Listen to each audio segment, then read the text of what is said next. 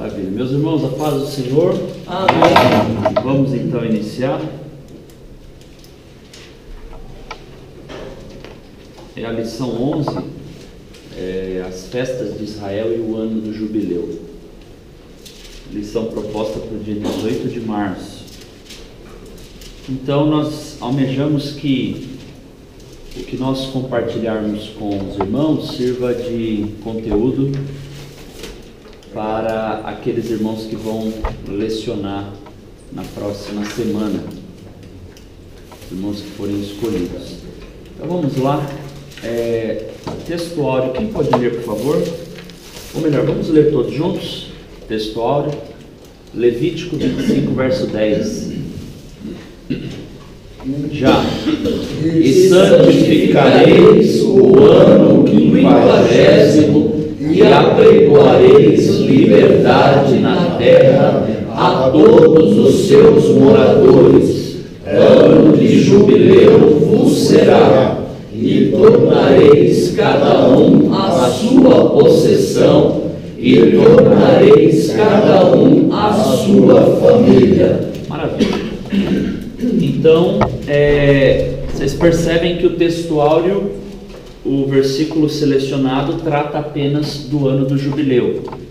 Embora a lição, a temática seja as festas de Israel e o ano do jubileu, o textuário destacou apenas o ano do jubileu. Verdade aplicada. Quem pode ler, por favor? Deus trabalha na história do homem visando prover-lhe libertação do pecado. Maravilha. Então, até mesmo uma das festas de Israel, principalmente a festa da Páscoa, que exalta a libertação de Deus do povo de Israel do Egito, da escravidão do Egito, bem como uma das finalidades do ano do jubileu é exatamente Deus prover ao seu povo a libertação e aplicação para nós neotestamentária, portanto para o Novo Testamento, através da salvação ou da expiação do Senhor Jesus por nós. Deus está provendo, ou Deus proveu a libertação, a nossa libertação da escravidão do pecado. Ok? Então, essa é a verdade aplicada. Quem pode ler os objetivos da lição? Objetivos da lição: mostrar o simbolismo das festas de Israel, ensinar que as festas em Israel eram oportunidades de adoração a Deus e revelar como Deus trabalha para a libertação do homem. Então, os irmãos percebem que o alvo maior da lição é demonstrar a libertação do homem. Mesmo as festas em Israel eram verdadeiras reuniões sagradas, solenidades, ou seja, oportunidades de adoração a Deus. Era Deus convocando o seu povo para um momento de hora marcada com Ele. Nós vamos falar aqui sobre isso, ok? Então, textos de referência,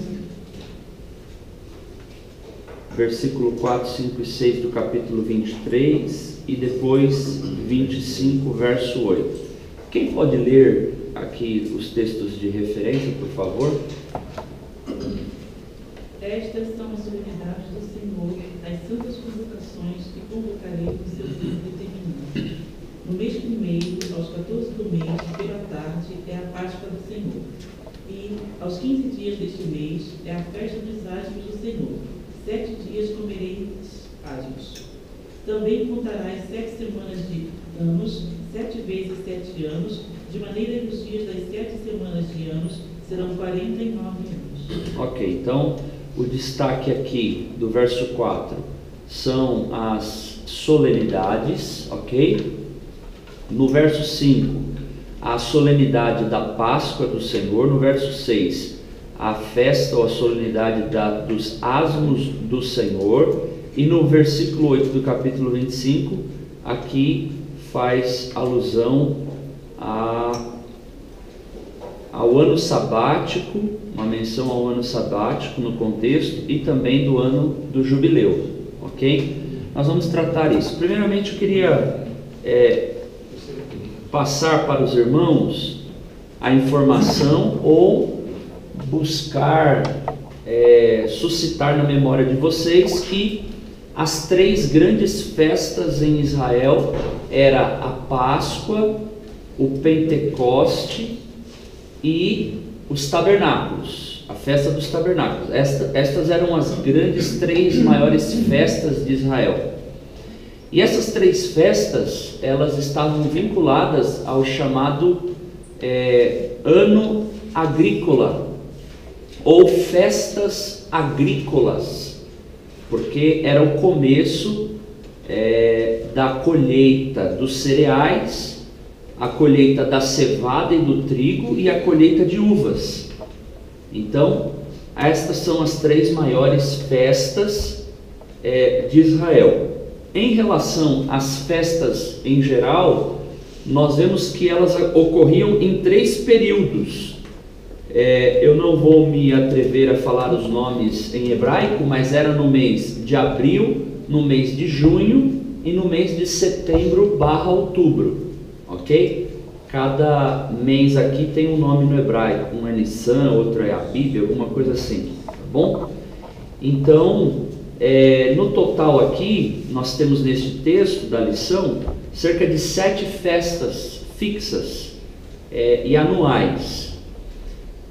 Eu falei agora, quais são as 3 maiores festas de Israel? Páscoa, Pentecoste e Tabernáculos, né?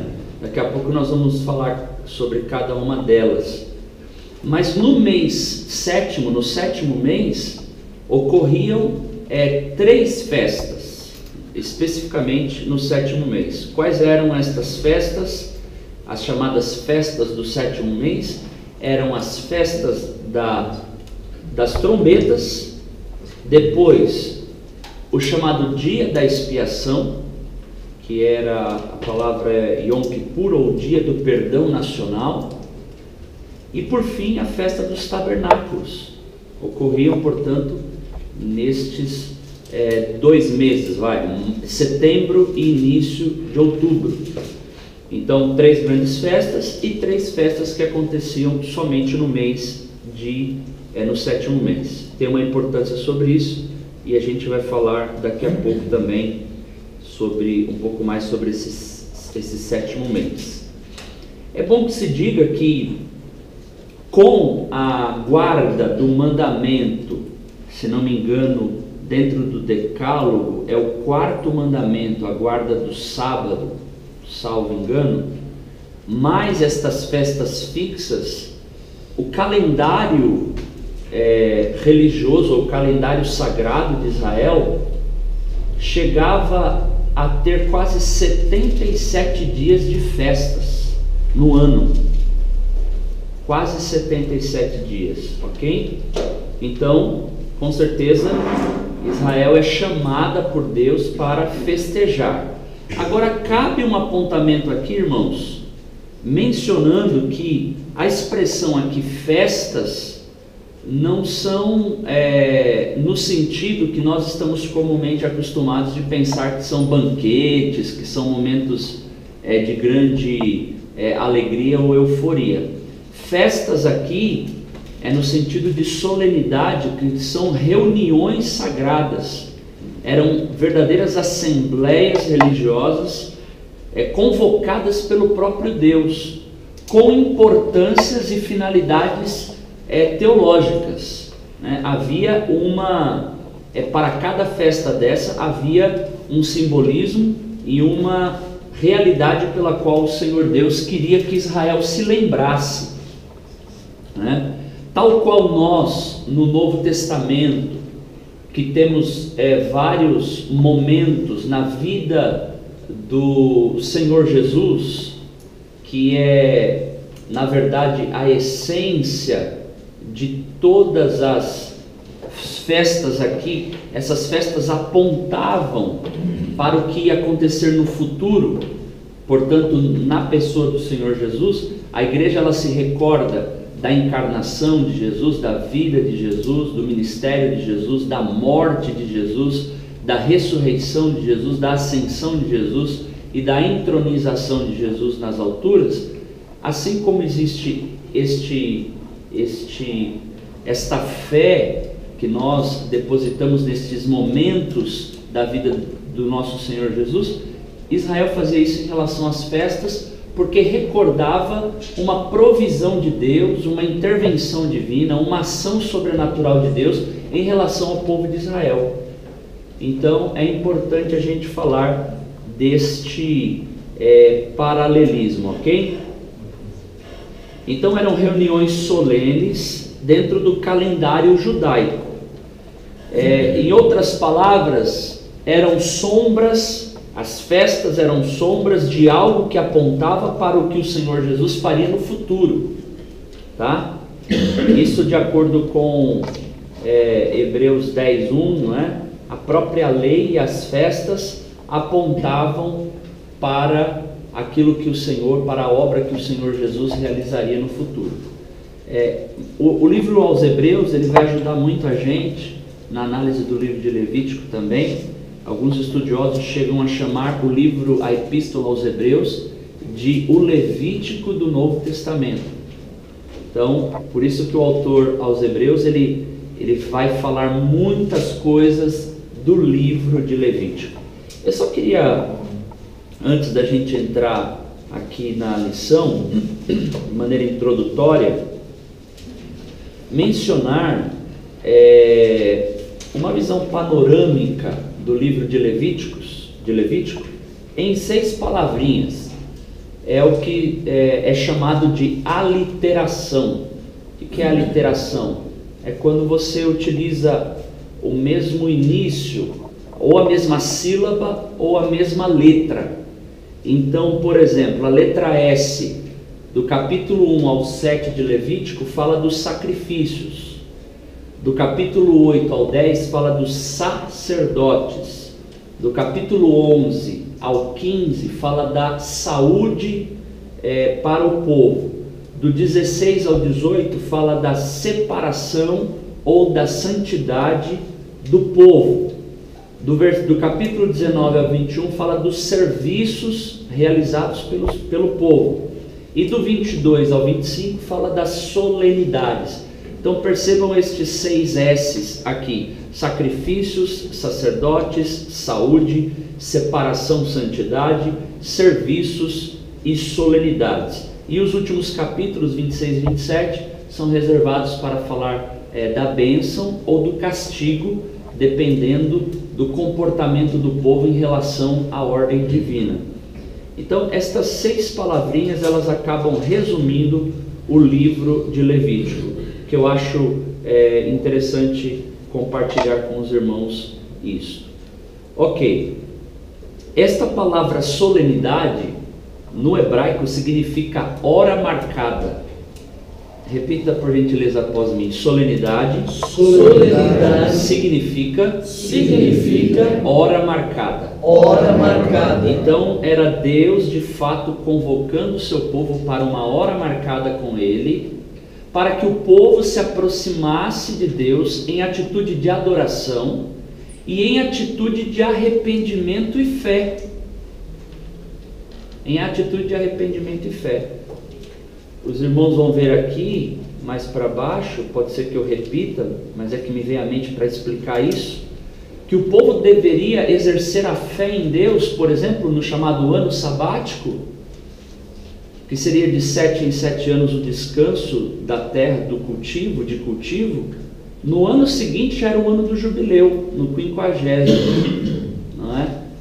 E o povo não poderia cultivar nada, ou seja, em mais de um ano o povo deveria aguardar a providência de Deus para que os frutos da terra surgissem espontaneamente e o povo entendesse que foi o Senhor que enviou o mantimento para o seu povo.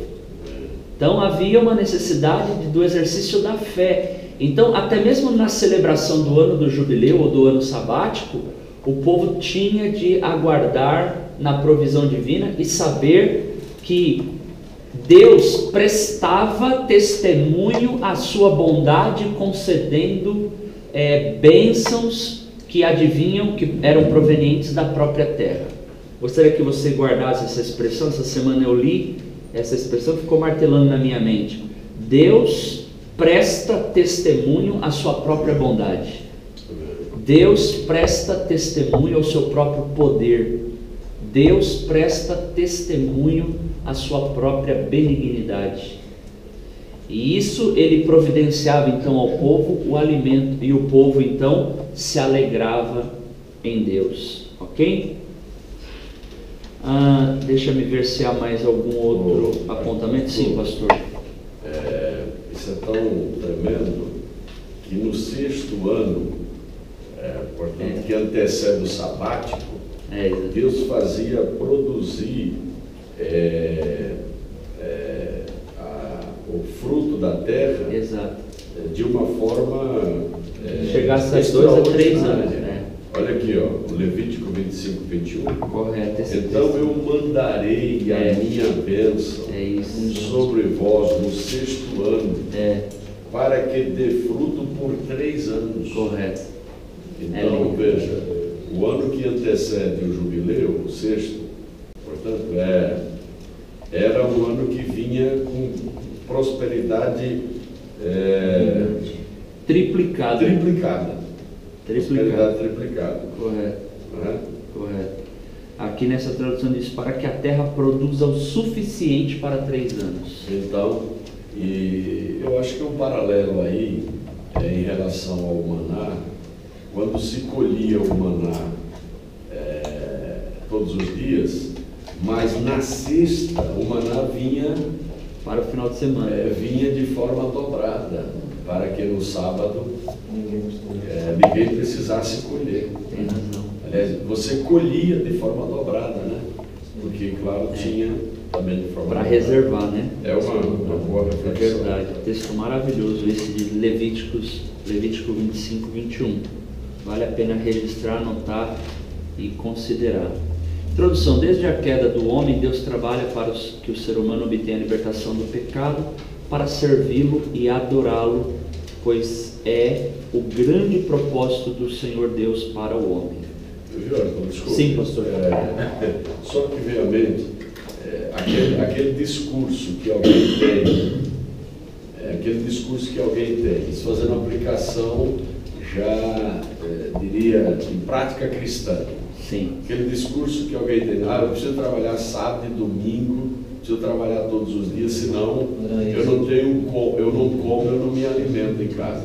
Isso é balela. É verdade. Se a pessoa não confiar na providência de Deus e não reservar o tempo sabático, não é o dia em si, não, mas o tempo. Correto. Correto. Ele se prejudicará.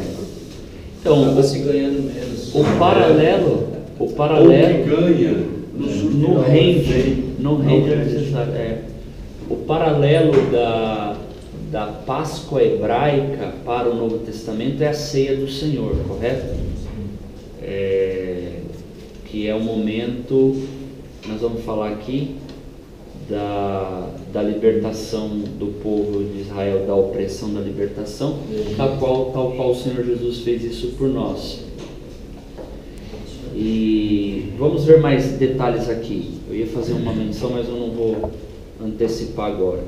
Então, aqui a divisão da lição eu achei bem interessante. No ponto 1, ele fala festas da Páscoa ao Pentecostes, ok? Aqui então está, abrange aqueles 2 meses que eu mencionei para vocês, abril e junho. No item 2 da lição, festas das trombetas a dos tabernáculos, abrange o 7º mês, que é o mês de setembro e o mês de outubro. E no ponto 3 da lição está falando do ano do jubileu, que também nós vamos ver já sobre isso, ok? Então são 3 festas no primeiro item da lição, 3 festas no segundo item da lição, e no terceiro item, o ano do jubileu. Ok? Na verdade aqui ele fala 4, né? Desculpe, porque ele coloca a festa dos asmos junto com a festa da Páscoa, porque é realmente assim. No 14º dia era celebrado a Páscoa em um dia, e depois, quando começava a festa dos pães asmos, que era no 15º dia, aí levava 7 dias, né? Então Páscoa um dia, pães asmos 7 dias. A Páscoa, levando para o Novo Testamento, Paulo utiliza a expressão pascal ou pascual, pascal, uma referência ao cordeiro imolado, o cordeiro imolado, de 1 aos Coríntios 5, verso 7. 1 aos Coríntios 5, verso 7.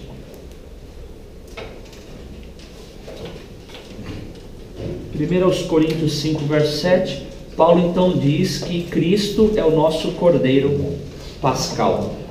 Olha que importante alusão. O Cordeiro era imolado no Antigo Testamento, Cristo foi imolado. Houve derramamento de sangue do Cordeiro no Antigo Testamento, Jesus derramou o seu sangue. Em Israel, o povo foi redimido da opressão e escravidão, e nós, na igreja também, fomos redimidos pelo Cordeiro de Deus imolado e pelo seu sangue derramado. Então Paulo faz esta ponte, essa transposição. Então a maioria dessas festas, desses rituais, desses sacrifícios, dessas ofertas, em todas as modalidades, conforme Levítico do capítulo 1 ao 7, mais a questão da aspersão do sangue, derramamento do sangue, a questão do capítulo 16, do bode expiatório, mais Isaías 53, todo este sistema sacrificial apontava para a obra sacrificial de Jesus. Isso é inevitável. Então, no Antigo Testamento, a diferença é que no Antigo Testamento era um animal que substituía os pecadores. No Novo Testamento foi uma pessoa, mas não foi uma pessoa qualquer, foi uma pessoa qualificada, inigualável, que ninguém tem as qualificações dessa pessoa, que é o Deus homem, Jesus Cristo de Nazaré. Então, o pastor John Stott diz o seguinte: quando revisamos todo este material do Antigo Testamento, que eu acabei de mencionar, derramamento e aspersão de sangue, oferta do pecado, a Páscoa, o significado de levar o pecado, o bode expiatório, em Isaías 53, e consideramos a sua aplicação neotestamentária à morte de Cristo, somos obrigados a concluir que a cruz foi um sacrifício substitutivo. Cristo morreu por nós e Cristo morreu em nosso lugar. Então essa é a consideração do pastor John Stott. Agora, é claro, é bom que se explique a doutrina da substituição penal. No que o Senhor Jesus nos substituiu? Ele nos substituiu na punição do pecado que merecíamos.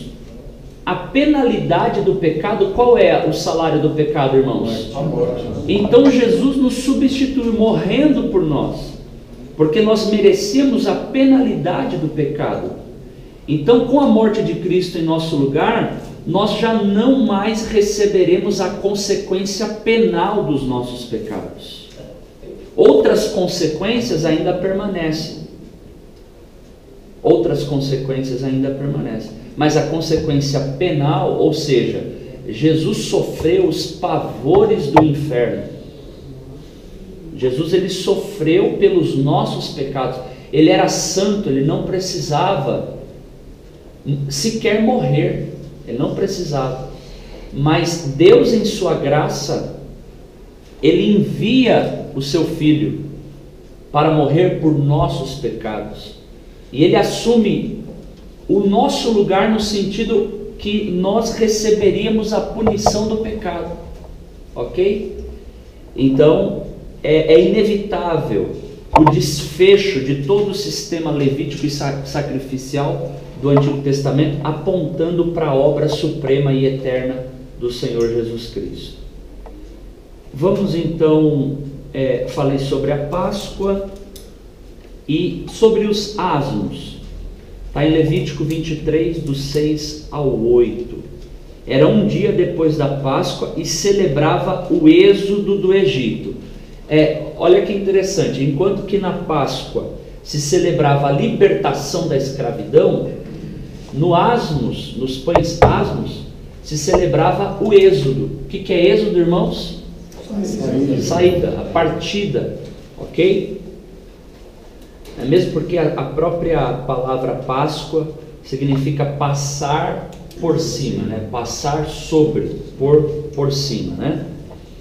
Então, qual que é a aplicação neotestamentária expressa no texto?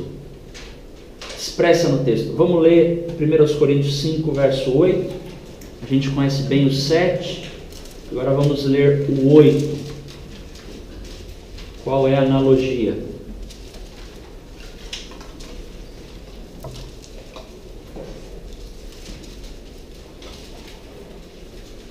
Pode ler? Pode. Pelo que, 1 Coríntios 5:8. Pelo que façamos festa, não com o fermento velho, nem com o fermento da maldade e da malícia, mas com os asmos da sinceridade e da verdade. Olha aí. Então, o apóstolo Paulo, ele associa o asmos a sinceridade e a verdade. Por quê? Porque o pão asmo, ou os pães asmos, não eram o que? Fermentados, correto? E o fermento faz uma alusão ao pecado. O fermento faz uma alusão ao pecado. Então, enquanto na Páscoa se reflete, do ponto de vista tipológico, a morte de Cristo, os pães asmos se refere à libertação do poder do pecado, né? Sem a presença do pecado, para vivermos em sinceridade e verdade. Ok? Então essa seria a aplicação. Então, na mentalidade hebraica, a Páscoa e pães asmos eram conjugadas como se fosse uma coisa só, tá bom? Embora haja a separação, porque é como se fosse ato contínuo, né? Dia 14 e dia 15 já passavam mais 7 dias, num total de 8 dias, ok? Outro ponto, quando foi falado aqui sobre o ano sabático, o cumprimento do tempo sabático, ao Senhor Deus a ordem para Israel, generacional, de geração em geração, era para a guarda do sábado. Quando o Senhor Jesus, ele ressuscita no primeiro dia da semana, portanto no domingo, o domingo passa a ser o chamado sábado cristão. E aí os cristãos, eles homenageiam um dos maiores eventos da salvação da humanidade, da redenção humana, que é a ressurreição do Senhor Jesus.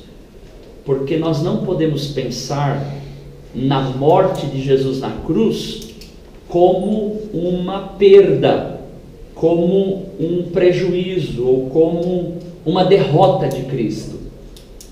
A morte de Cristo foi uma vitória, não foi uma derrota. Do ponto de vista humano, quem observava talvez pensasse, até os discípulos desanimaram, foi uma derrota, acabou a esperança de Israel com a morte do Nazareno. Mas pelo contrário, foi uma vitória. E na hora da ressurreição do Senhor Jesus, o que o Senhor Deus fez com a ressurreição do Senhor Jesus? Ele inverteu o veredito humano, porque os homens falaram, crucifica-o, e as autoridades governamentais autorizaram a morte. Os judeus não tinham o direito de levar alguém à morte à parte ou distante, afastados da decisão romana, porque chamado direito de matar, ou jus gladi, que era um direito romano, porque eles Israel estava subjugada, né? A Palestina estava debaixo do governo romano, eles tinham essa autoridade, os judeus não podiam isto fazer. Então, eles determinaram a morte do Senhor Jesus na cruz como um criminoso, e o Senhor Deus, na ressurreição, reverteu o veredito dos homens. E com isso, atestou que a morte de Jesus, a sua obra, foi aceita pelo Pai, que o Pai aceitou a obra consumada do Filho na cruz, reafirmou a pessoa de Jesus e reafirmou a missão de Jesus com a ressurreição dele dentre os mortos. Então, realmente, Jesus é inigualável. Ele não tem rivais nem sucessores. Ele é inigualável porque só ele detém estas qualificações.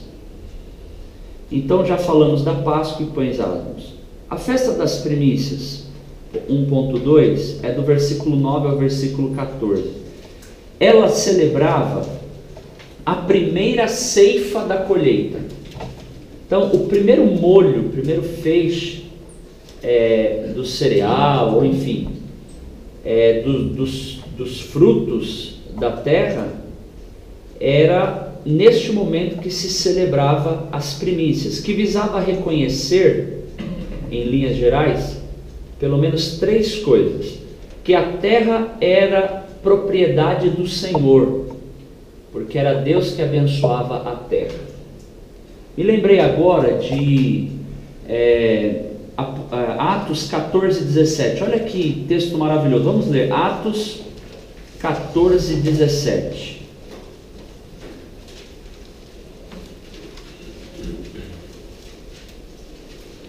Quem achar, por favor, pode ler. Pode ler? Pode. Atos 14:17. Contudo, não se deixou a si mesmo sem testemunho, beneficiando-vos lá do céu, dando-vos chuvas e tempos frutíferos, enchendo de mantimento e de alegria o vosso coração. Olha aí, texto bonito. Deus deu testemunho de si mesmo, fazendo o bem para conosco, né, para com a humanidade, enviando chuvas do céu, estações frutíferas, enchendo o coração de fartura, ou seja, de mantimento e de alegria. É um texto caro, Verdade. um texto caríssimo, um texto precioso. Tem tudo a ver aqui com essa parte da nossa lição, festa das primícias. Visava reconhecer que a terra era a propriedade de Deus, ou seja, Deus mandava a chuva do céu, a terra absorvia, vingava a semente, o fruto produzia, e com mantimento para o povo a alegria chegava.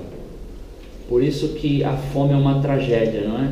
Ela ceifa a alegria do coração do faminto, né? Da pessoa necessitada.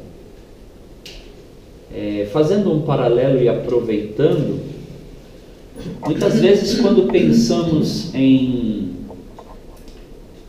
Sodoma e Gomorra, a razão do juízo de Deus sobre Sodoma e Gomorra, qual é a primeira razão que vem à nossa mente quando pensamos no julgamento de Deus e na ira de Deus sobre Sodoma e Gomorra? Quais as causas do extermínio desta cidade? Sodoma e Gomorra, mais outras cidades, Admá e Zeboim. Qual a causa? Iniquidade. O que mais? Uma cidade pecaminosa. Pecaminosa. Sem se ver necessidade de arrependimento de buscar a Deus. Ok, o que mais? Vocês deram uma resposta geral. Normalmente já se associa. O que se associa a Sodoma à sodomia? As práticas ilícitas. Prática Imoral. Imoralidade, impureza. Tá certo? Quando a gente pensa na destruição de Sodoma e Gomorra, a gente já pensa logo nisso. Iniquidade, imoralidade, impureza. Mas a gente não deve se esquecer de que não foi só por esta causa que Sodoma e Gomorra também foi destruída. tiveram outras causas. Vamos ler Ezequiel 16:49 para ainda fazer elo, esta ligação com a bênção de Deus sobre a terra. Ezequiel 16:49.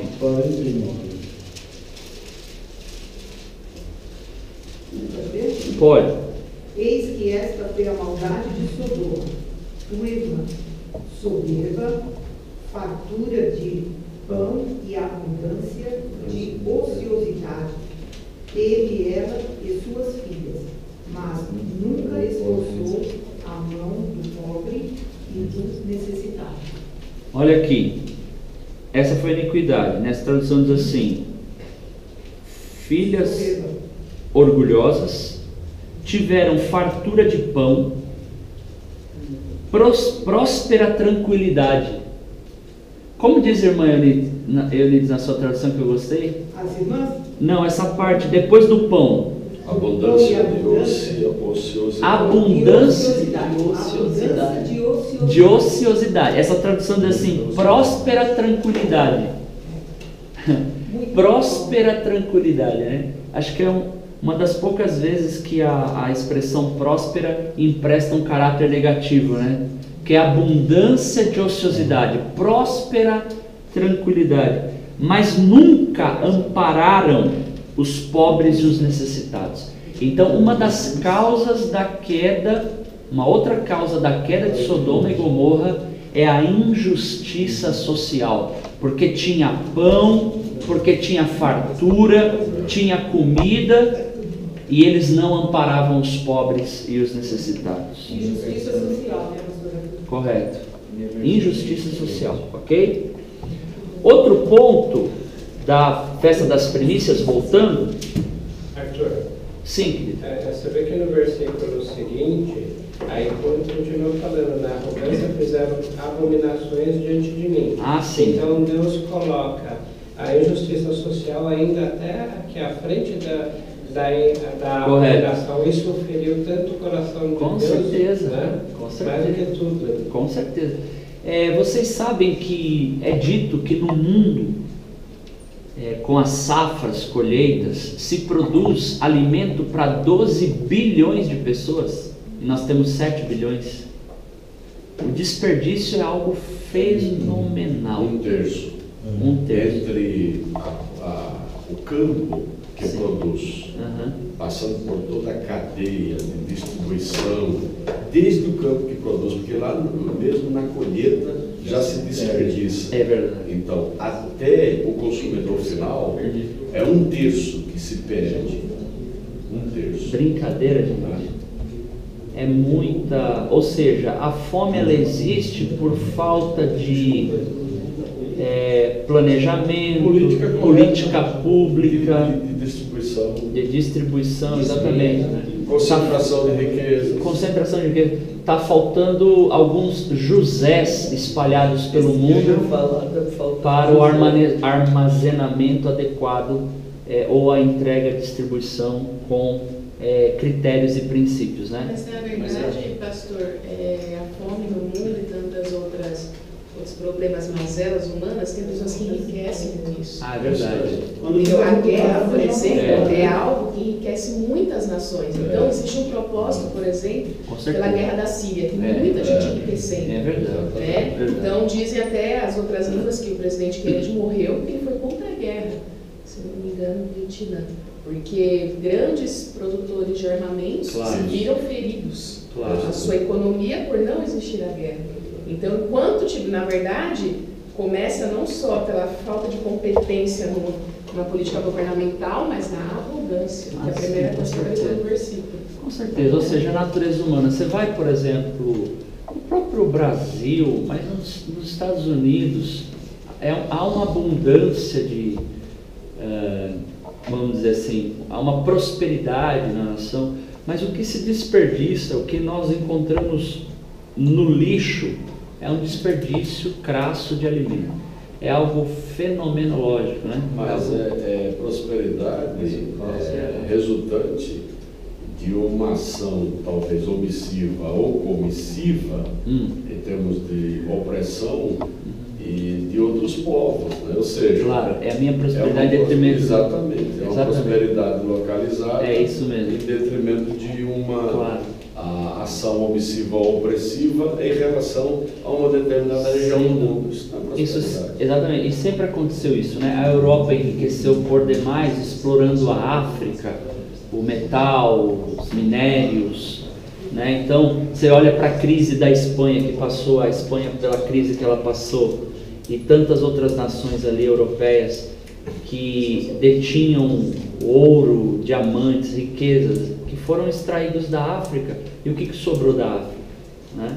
Assim, o que se reverteu o que foi revertido em prol do povo africano nas variadas nações. Então, são questões complicadas.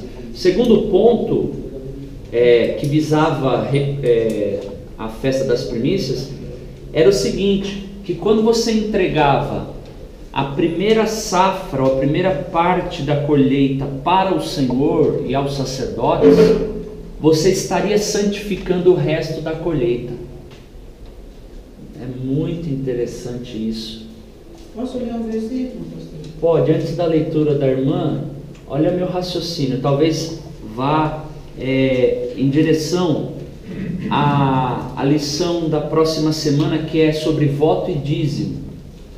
Quando você entrega o teu dízimo ao Senhor, você está santificando todo o seu demais recurso, teu dinheiro, todas as demais áreas da sua entrega, da sua dedicação. E não vou falar dizimar, né, Arthur? O pastor Hernandes fez uma lembrança, eu estava ouvindo, ele falou que às vezes chega um novo convertido na igreja que não está acostumado com a linguagem cristã, daí fala, o pastor ou o líder diz, você precisa dizimar. Ele falou, dizimar, ele vai no dicionário e fala, dizimar é exterminar, dizimar é matar, dizimar, na verdade não é dizimar, na verdade é entregar o dízimo, ou devolver ou pagar o dízimo, né? Qual a expressão que o senhor acha mais correta, pastor? É entregar, devolver ou pagar o dízimo? As três. As três? Ok. Então, sim, pastor. Vamos exterminar o devorador. Pastor aqui. Pastor de quem curte. Reembolsar. É um reembolso. É devolver, né? É um reembolso. É verdade. Então, muito interessante. Então, a aula que vem vai ser também muito interessante. Mas olha que princípio bonito. Você entrega a primeira parte da colheita, da ceifa, e o resto era santificado diante dos olhos do Senhor. Da mesma forma, você entrega 10, abençoa 90. Não, para Deus abençoar 100. Deus abençoa 100. Na matemática. Porque dele é tudo. Sim. Do Senhor é a terra e a sua plenitude. Em terceiro lugar, visava reconhecer que o nosso pão diário é dado por Deus. O nosso pão diário é dado por Deus. Dentro desse raciocínio que o pastor mencionou, de alguém que se exacerba no trabalho, não respeitando um tempo de descanso que o próprio corpo humano exige, que o nosso Criador nos fez, visando, quem sabe, cumprir seus compromissos, acho que por trás disso está uma postura de se assumir compromissos além da sua capacidade de suportar os compromissos, né? Ou seja, ter um padrão de vida além do que as nossas pernas podem nos propiciar. Isso é necessidade. Né? Exatamente, porque o pão não vai faltar para o servo de Deus, né? O alimento não vai faltar para o justo, né? Qual é o texto? Salmos 37 a 25, que Davi diz que nunca viu o justo nem a sua descendência mendigar o pão, não é verdade? Então, o povo de Deus, nesse sentido, é um povo unido, né? Não vai faltar comida, não vai faltar pão. Ninguém é obrigado a dar luxo para ninguém, né? Luxuosidade, atender caprichos pessoais, mas o básico, o povo de Deus, ele dá exemplo nisso, né? Ele dá exemplo nisso, de atendimento, e era ordem, era mandamento de Deus no antigo Israel, né? Era mandamento de Deus no antigo Israel. qual a associação das primícias no Novo Testamento? Existem algumas expressões no Novo Testamento que falam sobre a primícia. Por exemplo, Romanos 8:23 fala das primícias como os primeiros convertidos. Lá em Coríntios 16 também fala as primícias da Acaia, ou seja, os primeiros convertidos da região da Acaia, que seria a Acaia, seria a região ali da Grécia, tá certo? Primícias também é mencionado em Apocalipse 14, verso 4, os homens que se preservaram, enfim. Agora, eu penso que a melhor alusão às primícias, Paulo deixou em 1 Coríntios 15, 20 e 23. Exatamente.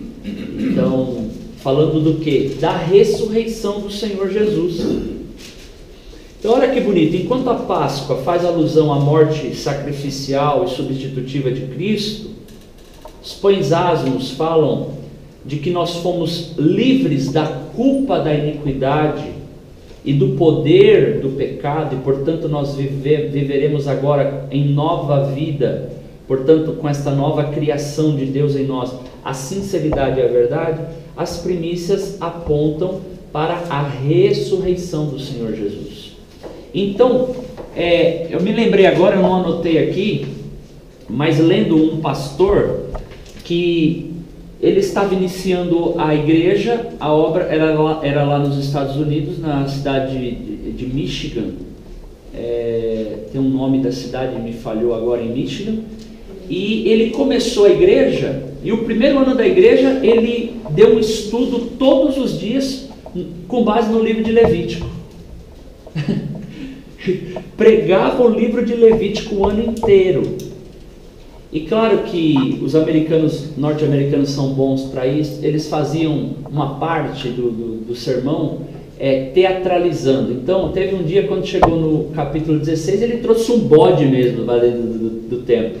Ele trouxe um bode e trouxe os irmãos com os paramentos de sacerdotes, e disse que o alvo dele era alcançar pessoas que estavam desiludidas com a igreja, e pessoas que estavam, que não eram pessoas materialistas, pessoas que não criam em nada, nem em Deus nem na fé. E ele disse que esse estudo começou a mexer nas fibras do coração das pessoas, e como eles começaram a olhar para o livro de Levítico com uma realidade tão grande, porque cada sermão ele terminava em Jesus. Cada sermão, ele fez o estudo de versículo por versículo de Levítico durante um ano. E as pessoas falaram: nossa, como o Levítico é real, como essa é uma história real. Eu pensei que era uma história obsoleta, uma história da carochinha. Não, é real, muito real.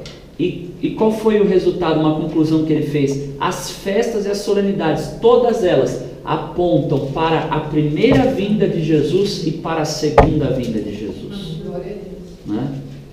Então ele foi apontando para o Senhor Jesus. Então eu achei muito interessante, me veio à mente aqui agora. E a maior, a prova disso a maior prova disso é essas lições que eu estou deixando. As primícias então faz alusão à ressurreição de Cristo, né? A ressurreição de Cristo, ok? Pentecostes também era realizada essa festa em um dia, está em Levítico 23 do 15 ao 22. Era também chamada de festa das semanas ou festa das colheitas. Por quê? Pentecoste comemorava o fim da colheita. Comemorava o fim da colheita. Então o povo estava agradecendo a Deus pelo que Deus enviou, pelo que Deus concedeu. E acontecia 50 dias após a Páscoa. Então celebrava-se com esta festa o fim da colheita dos cereais, da cevada, do trigo e das uvas. Ok? E no Novo Testamento? Qual que é a transposição neotestamentária? Atos 2, que a palavra Pentecostes significa o quê? quinquagésimo. Quinquagésimo. Pentecostes significa quinquagésimo. E fala do derramamento do Espírito. A alusão do derramamento do Espírito exatamente no dia de Pentecostes, que era a festa das semanas ou das colheitas, com a finalidade, aqui ocorreu uma grande colheita de almas, foi um evento de salvação. Então Pentecostes foi um evento de salvação. O derramar do Espírito, alguns chamam de a descida ou a vinda oficial do Espírito Santo, e a colheita, portanto, de milhares de almas. Ok? Vamos para o ponto 2. Preciso avançar aqui. A festa das trombetas também era um dia. Era Levítico, está em Levítico 23, 23 a 25, e celebrava o início do 7º mês. E o interessante é que com essa festa das trombetas também iniciava-se o ano novo para Israel. Já se realizava, portanto, a festa do ano novo, que, se não me engano, é Rosh Hashanah no hebraico, que significa literalmente no hebraico a cabeça do ano, ou seja, em setembro iniciava o ano judaico. Até hoje é assim. Portanto, no mês de setembro, se não me engano, eles estão no ano 5.778. Eu não me recordo agora. Se alguém quiser consultar, pode nos ajudar nesse sentido.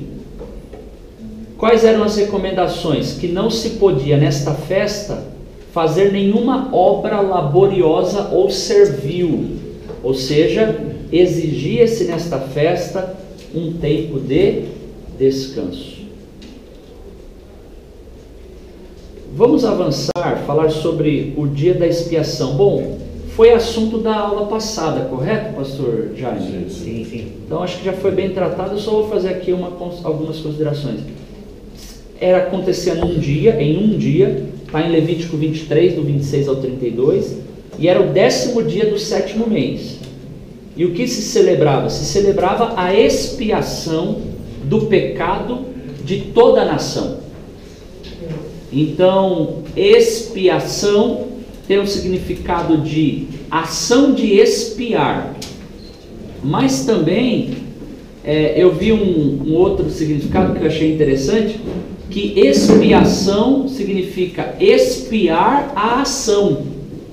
Expia a ação. Expiação é expiar a ação. Seria uma espécie de contração de dois termos. Eu achei também interessante essa possibilidade. E uma coisa que se deve falar, ontem eu lia um comentário do professor Walter Kaiser Jr., um grande estudioso do Antigo Testamento, e ele cita essa realidade, que a expiação no Antigo Testamento, ela promovia, pela palavra no original, no hebraico, e o verbo, ela promovia uma espécie de cobertura sobre os pecados. É como se assim os pecados não fossem apagados, mas eles fossem cobertos da visão de Deus. Por quê? Eu fiquei pensando, por quê? Por causa do sacrifício dos animais. O sangue era espargido, ou melhor, era colocado nas 4 pontas do altar, no Santo do Santo. E essa ideia, eu concordo plenamente com essa ideia de cobertura, mas não uma mera cobertura, como diz Strong, de ocultação do mal, de ocultação do pecado. É uma cobertura que exige também uma extirpação do mal, uma extirpação do pecado. Ou seja, cobre-se, mas remove-se. Cobre-se, mas resgata-se. Aliás, a expiação tem o fator, a pessoa tinha que trazer algo em dinheiro para resgatar. Eu quero comentar algo sobre isso. Mas antes, só para concluir, no 25, 22 de Êxodo, eis a ideia da cobertura.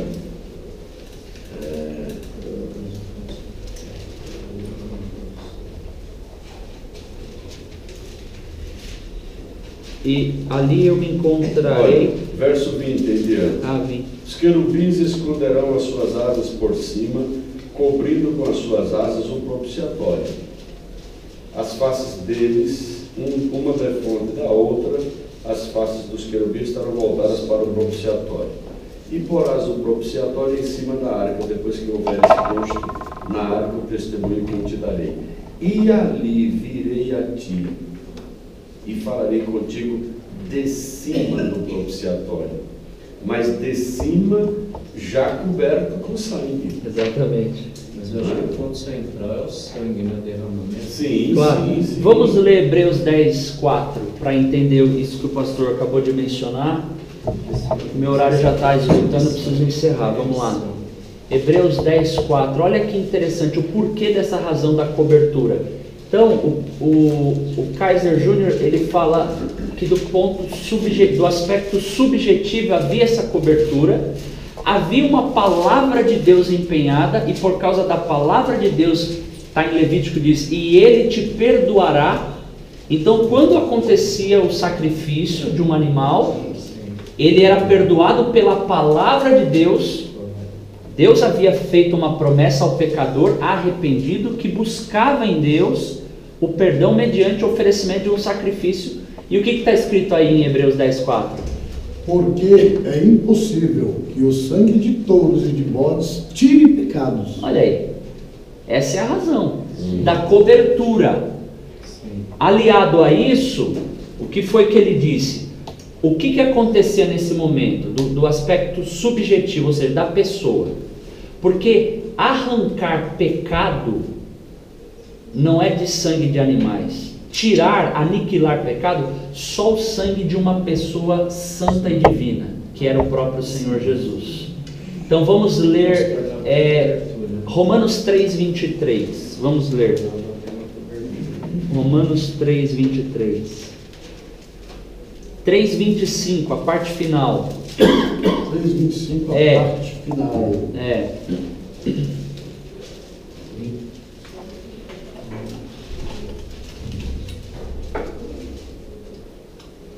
A parte final é: para demonstrar a sua justiça pela remissão dos pecados dantes cometidos, sob a paciência de Deus. Então, Romanos 3:25. 3:25, Mas olha que interessante. E fechar com João 1:29. Sim. É muito claro. Eis o Cordeiro de Deus que tira o pecado. Então, não é só cobrir. Olha o que diz aqui. Não, cobertura no Antigo Testamento. No Novo é extirpação do pecado. Mas Deus removia, no Antigo Testamento, Deus perdoava o pecador penitente quando apresentava o sacrifício, perdoava, mas no Novo Testamento, pelo Cordeiro de Deus que tira o pecado do mundo, era uma obra objetiva, é uma expiação plena. Isso. Por isso, queridos, que nós poderíamos falar aqui sobre quando você falar de salvação, lembre de expiação. Salvação igual a expiação. E aí vem os desdobramentos, né? Outras imagens da expiação na Bíblia, outras imagens da salvação, a propiciação, a redenção, a reconciliação e por aí vai. Isso caberia para nós um estudo mais aprofundado. Mas olha o que diz essa tradução aqui que eu tenho em mãos. Por ele, na sua tolerância, na tradução do Iramar e na paciência de Deus, deixando impunes os pecados anteriormente cometidos. O que Deus fazia quando tinha expiação, do ponto de vista subjetivo no Antigo Testamento? Ele cobria o pecado e pela sua paciência ele tolerava e não punia o pecado. É como se Deus estivesse falando assim, a partir de hoje, pela expiação, eu não vou me dirigir a atenção mais a esse pecado, ele está coberto. Mas a expiação do Novo Testamento, Deus, não apenas o sangue de Jesus cobre, mas ele elimina o pecado por completo. Deus não vê. Deus, ele ainda que, entenda aqui numa linguagem humana, ainda que ele procure os pecados, ele não vê mais, porque o sangue de Cristo apaga pecado. O sangue de Cristo apaga o pecado, ok? Era isso que eu queria dizer. No dia da expiação era um dia de jejum. Alguém diz que era mais um dia de jejum, de afligir a alma, de descanso, portanto sem trabalho, um dia de se arrepender e um dia de ter fé, né? E o descumprimento deste dia, do dia da expiação, do Yom Kippur, do dia do perdão, o que acarretava ao descumpridor dessa festa? Qual era a penalidade e o que acontecia para alguém que não comparecesse no dia da expiação? Ele era extirpado. Ele era eliminado do povo, ou excomungado, ou até mesmo morto. Excluído ou morto. Tá? Então, o único ato expiador de Cristo pelos pecados humanos tornou obsoleto todas estas cerimônias. Um único ato remidor de Jesus, expiador de Jesus. Então, ele anula todos estes rituais e cerimônias, ok? Para a gente encerrar, tabernáculos. Olha que interessante. Eu falei quais são as 3 maiores festas de Israel? Páscoa, Pentecostes e tabernáculo. Do ponto de vista profético, há quem faça esse tipo de estudo, já aconteceram 2 festas, a Páscoa na morte de Cristo e Pentecostes em Atos 2. Está faltando acontecer a festa de tabernáculos, que aqui é um apontamento escatológico para o reino milenar. Os estudiosos fazem uma alusão ao reino milenar, que seria o próximo passo no calendário profético. Também chamada de festa das cabanas, quando se celebrava a provisão e a proteção e a orientação de Deus aos longos anos de peregrinação do povo de Israel lá no deserto. Então esta festa, ela recordava a experiência do deserto. O costume era de fazer tendas com palmas e folhas, ramagens, né? De árvores. Então, olha que interessante. Até hoje. Olha que interessante. Eu cheguei em Israel e voando